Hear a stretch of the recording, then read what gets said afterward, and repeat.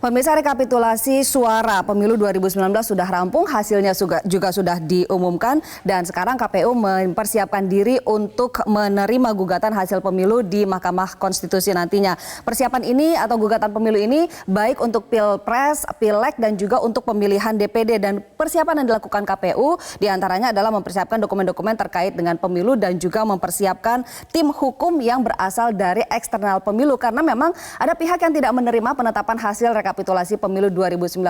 Mereka memiliki hak untuk mengajukan sengketa. Hak ini juga sudah dijamin oleh undang-undang dan peraturan yang ada. Namun bagaimana tahapannya? Kita lihat tahapannya. Yang pertama adalah kita lihat pengaduan sengketa pemilu ke Mahkamah Konstitusi diberi waktu 3 kali 24 jam sejak penetapan diumumkan, yaitu sekitar pukul 1.46 dini hari pada hari Selasa 21 Mei 2019.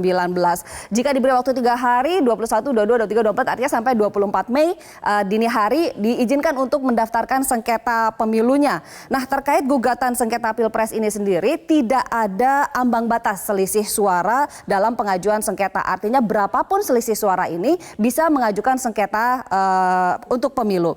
Nah, dalam mengajukan sengketa ini nanti pemohon harus memuat nama, alamat, lalu uraian kedudukan pemohon atau legal standingnya, tenggang waktu pengajuan pemohon, pokok dari permohonan dan petitum. Jika dalam 3 hari tidak ada gugatan yang diajukan, KPU juga memastikan ke MK bahwa tidak ada gugatan yang diajukan, artinya KPU juga sudah bisa menetapkan presiden terpilih. Ini bisa dilakukan antara tanggal 25 sampai 27 Mei 2019. Nah, jika ada gugatan, tentu saja KPU akan menunggu keputusan dari MK terkait gugatan pemilu yang dimajukan. Nah, setelah ada putusan dari MK, KPU memiliki waktu 3 hari untuk menetapkan presiden terpilih.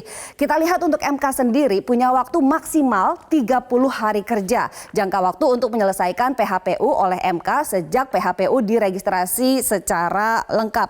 Nah, Ketua MK Anwar Usman sendiri menyatakan bahwa MK sudah siap 100% untuk menghadapi sengketa pemilu 2019. Kesiapan ini ditunjukkan dari misalnya personel yang sudah siap, lalu hakim, pegawai, panitera, perangkat terkait. Bahkan MK menyatakan sudah siap untuk bekerja hingga larut malam untuk menyelesaikan semua gugatan yang masuk dan menyelesaikan kasusnya. Ini juga sebetulnya sudah terjadi sejak tahun 2014 yang lalu.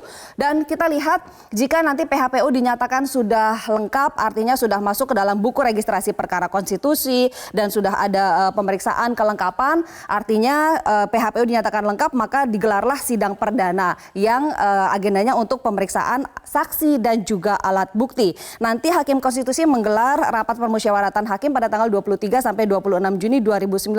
Setelah sidang pertama digelar, MK akhirnya diberi waktu untuk sidang putusan PHPU antara tanggal sebelum 28 Juni sebenarnya di situs MK, tapi karena pengumumannya dimajukan, artinya ini juga dimajukan jadi tanggal 27 Juni untuk Pilpres dan 6 sampai 9 Agustus untuk Pileg. Dan perlu diingatkan Bawaslu pada tanggal Senin kemarin 21 Mei 2019 menolak